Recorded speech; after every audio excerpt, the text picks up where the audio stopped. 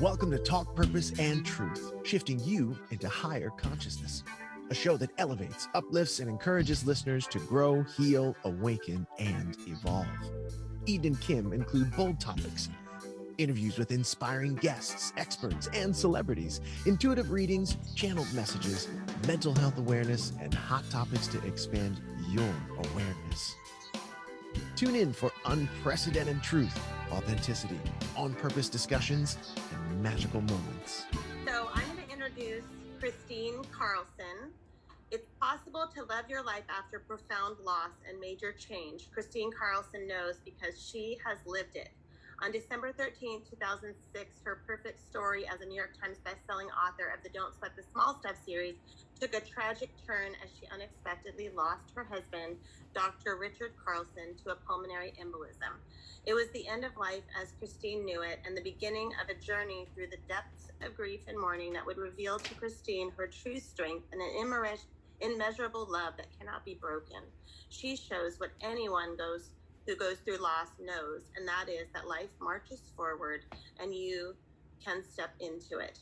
Kristine, she shows what anyone who goes through loss knows that, and that is that life marches forward and your choice is to step into it. Her memoir candidly shares, beyond what you'll see in the movie, how she managed to live her next chapter with renewed joy, gratitude, and purpose in the midst of life-altering change. Today, she is a celebrated New York Times bestselling author, multiple books, coveted speaker, podcaster, and leading public figure in the self-development industry. Welcome, Kristine. Thank you, Kim and Eden. It's so nice to see you. Nice to be with you on your podcast. Thank you for having me. Oh yeah, it's quite an honor for you to have you here. So yeah, we appreciate you giving us your time. Of course. Yeah. And just being a little fan right now. I have been following you since that movie came out on Lifetime. Yeah, there's something about, I think it was mostly because I was, at the time that the movie came out, going through something kind of similar. So I really resonated with it from your point of view. And with that, I think at the end of the movie, it showed your pictures of your girls and of you, I believe, and then what you're doing now. And so I looked you all up. Yeah. Thank you. Yeah. It was, and then just, I feel a connection, and so to be sitting here with you today doing this, that's why I feel very honored. It's just something that maybe I manifested, Kim. Because I had gotten this intuitive feeling to ask you to be on the show, and then I told Eden, and she's like, "Oh my gosh, I was already thinking that I wanted her on the show." So we tend to do that. Yeah. Oh yeah, that's right. You sent me a direct message, right, Kim? Yeah. Yeah. That's right. Okay. And then we were like, "Oh my gosh, she answered." Isn't that funny? Yeah, I do answer my direct messages. I'm not as good on social media as I probably should be. I should be a lot more. Sometimes I'm on it, sometimes I'm not. But I've been kind of taking a little bit of I've been slowing down on it a little bit just lately, just kind of taking a little break. It's a lot to keep up on. Oh, I bet, especially since the movie came out, I imagine. Yeah. The movie was, it was a really great thing. It's always been our mission to serve as many people as we can. What I like to say, a good helping of inspiration. We're living in really dark times right now, and you want to just offer hope and encouragement to so many people, during this just very difficult time that we're living through all together collectively. So I the movie came out at a really good time, I think, and I loved Heather. I don't know if you followed the friendship that emerged from her playing me in the movie, but Heather Locklear was just so sweet, and we developed this really great friendship throughout the process of the movie, and we were still friends, which is so sweet. Oh yeah, that's amazing. We love her. We watched her for years, as many people have, but I love her story too of I had a similar story to her of kind of falling down and getting back up again. So I really relate. And it must have felt surreal for you to have her play you. Mm-hmm. Oh, it was. I mean, it was. We're about the same age, and I kept saying, I'm really glad I don't have to play me when I'm in my 40s. She was like, oh God, I know. I was like, yeah, she was great, and I thought she did a great job, and I just was really honored. Yeah, it was nice to see her acting again. Yeah, too. Yeah. It was. You brought her back out. She was waiting, for something really meaningful, and something that wasn't cheesy, and something that was in alignment with all that she's gone through. And so when our script came by, she was like, oh, I want to do this. Even though it was a Lifetime movie, it was a little step down. Not to say that too loud to Lifetime, but just for Heather Locklear, but she loved the script and wanted to do the role because she wanted to do something that had greater meaning and was going to be inspiring to others. And that's just where she was at. She wanted to do something that was spiritual, and so she was really happy to do it. Yeah. Is it available anywhere now? Yeah, it is. You can, I think if you just search it, it'll come up on the places it's available. I've heard it's available on Prime. I'm not sure if it's free on Prime, but I've heard it's available on Prime. And I know that it's always available on the Lifetime Network. So you can just search it on the Lifetime Network if you have that. And oh, cool. Okay. And can you give everyone the title? It's called Don't Sweat the Small Stuff, the Kristine Carlson story. Okay. Because I didn't get a chance to see it yet. So now I'm excited. Yeah. Yeah, I think you'll really like it. I think they did a beautiful job for it being a Lifetime movie of not making it too cheesy and just really showing, it's hard in network television because they want to tell a real story, but they don't want it to be too sad. And you can't show a woman who had an amazing relationship with her husband, who was the love of her life, and dies suddenly. And that's not going to be anything but a sad story. Yeah. I mean, they showed what was really cool, even though they changed the timeline of events in my life, because they had me writing Don't Sweat the Small Stuff for Women at the time of Richard's death, where I actually wrote that when he was alive. And so they changed some of the timeline, but what they did do was capture so much of kind of my own transcendence from being a stay-at-home mom with my kids to overcoming the self-doubt that I had about stepping into my role as a New York Times bestselling author. And it was hard. And I didn't go through it I went through it in a different way after Richard died than I did when he was alive. But boy, did I go through it. It wasn't like I just emerged and stepped out on the national platform and said, oh, hey, here I am, I'm so happy to do this. Right. Yeah. Wasn't like that. I really actually wasn't even sure I wanted to do it. It was like, it was very intimidating, and I, didn't know if I was just riding on his coattails, and I wasn't sure I was worthy. And I went through a lot of the imposter syndrome that everyone goes through in a lot of respects. And even today, I mean, there's sometimes I think, who are you to tell anybody how to live? Like, you're sitting on the couch with a bag of kettle chips with you. Like, what are you doing? I think we all get that, and we have to shut it down. Like, the ego comes in, and and we have to, like, it helps me when that happens. I'll remind myself of some of the things that I've done or how I've helped someone, and it'll kind of help lessen that silly imposter syndrome. But I think almost everyone gets that, unless they are just living in ego. You know what I mean? Yeah. No, I think you're right about that. And really the best way to combat that is just to bring yourself back to the present moment and just be where you are. I find that the more I'm just am where I am. The problem with me is I don't really feel like posting on social media when I'm in a bad mood, so it's not like I'm going to ever go on there and say, oh, hi, everyone, I'm in a shitty mood today.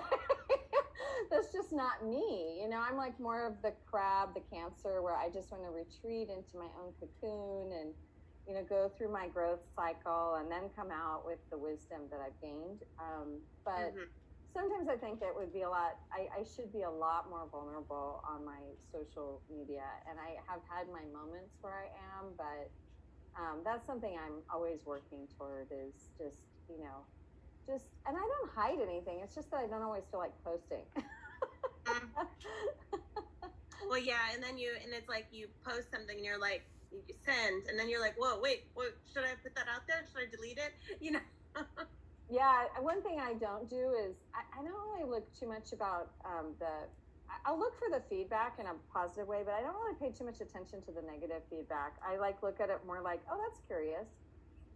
Like, oh, that's curious. Like, I wonder why they didn't get that. Or, I think what a lot of people are afraid of today is the cancel culture, and I'm not. I mean, I think that, we used to say name it, claim it, name it and claim it. Now we say people name it, claim it, and blame it, like there's a lot of blame out in the world today, There is. And I think you just have to stay in your own lane, and sometimes you're going to get the wrath of that, and you can't alter your message because of it. It's just where people are right now, and I think, you have enough people in the world that are going to see through that. And so at least that's the way I think about it, is, although there's times where I'm just like, gosh, I just don't think I'm going to comment right now. It's too hot out there. Like, I don't really know how I feel about this. So I'm not going to take a stand if I don't know how I really feel about it, Like, I don't often take a stand with politics or anything like that, because my politics is all over the place, really. I mean, I'm right in the middle of everything always. So I just kind of keep myself quiet that way, Like, I'm like, I take the stand that each of us has to work our darndest right now to be a peaceful example in this world. And I get that, we have to be passionate about serving, passionate about helping others. I am, but I don't sacrifice my own inner peace for anything. And I really think that, amen. Yeah, I think that's something that people, we all need to be aware of, that if we are going to return to a peaceful place in this world, it really is going to be one person at a time, and each of us has to do our part with that. And there's so much to be in an uproar about right now, and and certainly it's upsetting. I mean, I get upset when I watch the news every single day. It's so upsetting. But then I have to close my eyes, and I have to look around, and I have to say, this is my life and my experience of my life, and I need to keep, do what I can to make changes in the world. But I have to come back to, this is my experience, and I'm in a peaceful experience if I come back to the present moment, and I feel like that's my role, is to show that you can be peaceful no matter what. If you come back to the present moment, right? Yeah, well, and it's no matter what kind of chaos is going on around us, there are ways to feel that inner peace. Absolutely, because it is not going to get less chaotic around us. Right. It is not. Your only chance to get through with any sense of joy is to have a peaceful existence in your inner world, and to be able to call on that, to be able to call on that for wisdom, for strength, for prayer, for, guidance for others. I mean, that's the way I feel about it anyways. I feel like that's what one of the things I'm here to do right now. Is that going to be in your next book? Probably. I mean, the next book is probably going to be called Solo. I think I need to give permission for women to be able to be on their own, not have to just jump right from relationship to relationship. Although I have plenty of relationships in my world. I mean, I'm never really alone. I just haven't chosen partnership, like, I don't think you have to be lonely. I mean, you just have to be with the right person if you're going to be partnered. You don't need to, like, I mean, sometimes relationships, I feel like, are just supposed to last a couple years. and then if it's not the right relationship, then after a couple of years you go, okay, I love you, goodbye. And when it's the right one, if it's a partnership relationship, it'll last really long time, because I know what that feels like, and it can last a lifetime. Yeah. Well, it's got to be hard to go from what you had with Richard. I don't know if it is. I mean, it's been a while now. It's been 16 years since he's passed, and what's interesting is I never really have ever compared another man that I've been with to Richard. I guess in my mind he's still very much my husband, Mm-hmm. and in my heart he's very much my husband, and what we had I always knew was incredibly special. So did he. We always used to say that our relationship, we had a lot of issues in life, but not with each other. Like, we weren't issue free at all, but we sure didn't have them with each other. And we had just a really, beautiful friendship, just a very, very beautiful, loving connection of friendship. And it was also passionate. I mean, one time I said that to a friend and she was like, oh, no. I don't want to be best friends with my husband. And I'm like, why not? And she's like, well, because it lacks passion. I go, no, it doesn't. It doesn't lack passion. It's just like you treat your partner and you have so much fun. You treat your partner as if they're your best friend. And you don't ever talk to them like you wouldn't talk to your best friend. You don't, you pal around, you laugh together, you play. The sex part just comes naturally. I mean, that's just what men and women do. So that's just part of play, It's like... Yeah.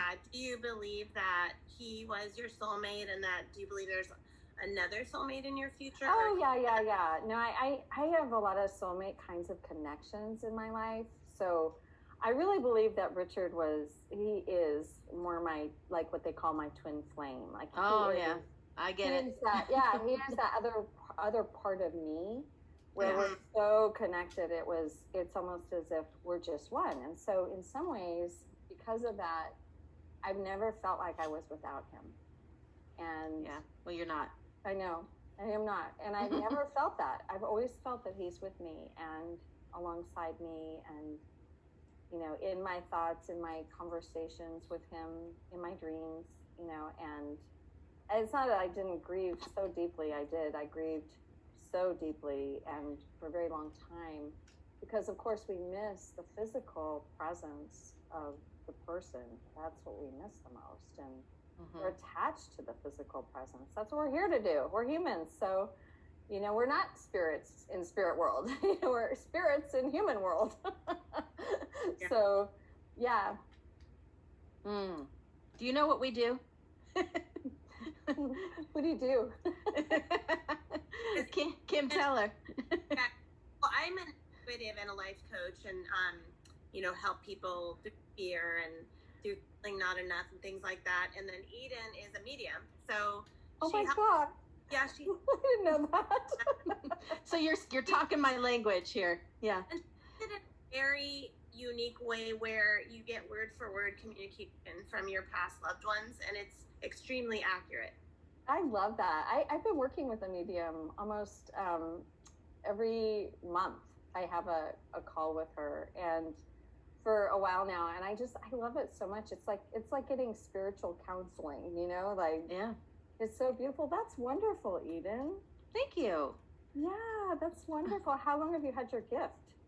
Oh, well, the interview is not about me, but in a nutshell, I'll answer your question. So I've had the gift since I was a kid. Oh my gosh. Yeah, but it goes way back in other generations for me. So I've been doing it actually as a profession for 11 years. Oh my gosh, that's so great. It must be very challenging and taxing, but very just filled with purpose, which hence truth and purpose and truth. Well, we and we channeled this podcast in the title, the the purpose and what we were here to do. We got guided. I love that. Yeah. I love that. That's so wonderful. I feel very much like my guides are super active. Like I feel very much guided through life. Yeah, you seem like you are. Yeah. Like you embrace that.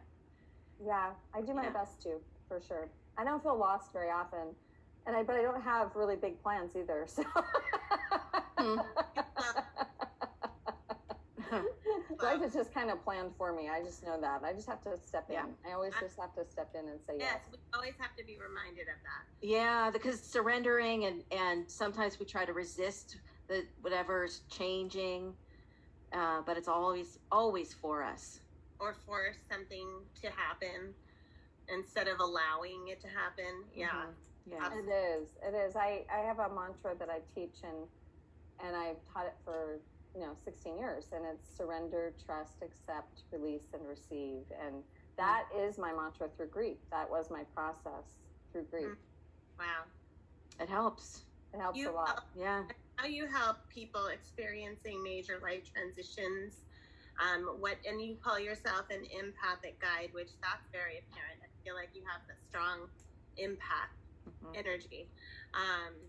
And so that's a gift in that you're able to tune in and really see where people are going, even sometimes when they don't see it themselves or feel. Yeah. And so can you tell us more about what you do with that?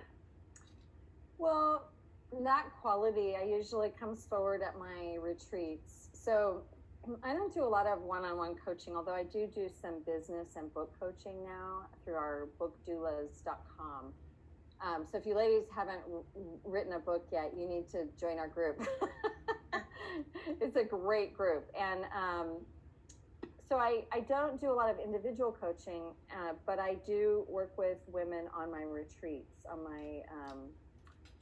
and it's more that I just get I tune in, I'm very present, I'm an extremely present person anyways, although my daughters would probably tell you otherwise. I think they're the only ones I'm not present with, which is really bad admission there, but but it's the truth, so. They can be on their phones when they're talking to me, but as soon as I do it, I'm not present, so. But anyways, when I'm on retreat, of course, I'm really, really tuned into our participants. And when we do circle together, I'm holding space for every single person in the circle. And so I'm so in tune to where they are, what they're feeling, what I might need to be doing or saying or nudging them along on. And so the things that come to me, they just come, and you must experience it that way, Eden, because I don't have it's not me, it's just that it's coming through me. And so I just have that sense of just being the instrument. And my writing is the same way. I really am just the instrument. And I find that so, it makes it so easy. Once I really understood that, it's not about me. It's about me getting out of the way, so that I can be available to inspiration, to spirit, to guide me as to what needs to be said, what needs to come through me. And I teach that a lot in my writing courses with people, because as soon as you get in your head, you're in your head, and that's a different place than allowing yourself to be open and allowing yourself to be guided. It's so refreshing to not have to put that pressure on yourself. And the hard part is just the surrender piece. And once you learn that, it's the trust piece. It's the trust piece, knowing that the right thing is going to come through you, and that all you have to do is just be calm, available, open. I'm actually speaking at a celebration of life this weekend for a real soul sister of mine, and I'm the only friend speaker at the event, at the celebration of life, and I actually feel more pressure to deliver the right thing for her, you know what I mean, like to not miss a word, although I never write anything down, so I'm not going to write anything down, I'm not going to read anything. It's just going to be like everything else I do, it's just going to have to come through me. but I'm all like, please don't let me forget this word, and please don't let me forget that, and please don't let me forget this, you know? Yeah. Otherwise you could just do like letting go of that, and whatever comes through naturally is what's meant to come out. Thank you for listening to Talk Purpose and Truth podcast. Find out more at talkpurposeandtruth.com. And follow us at Talk Purpose Truth on Instagram and Facebook.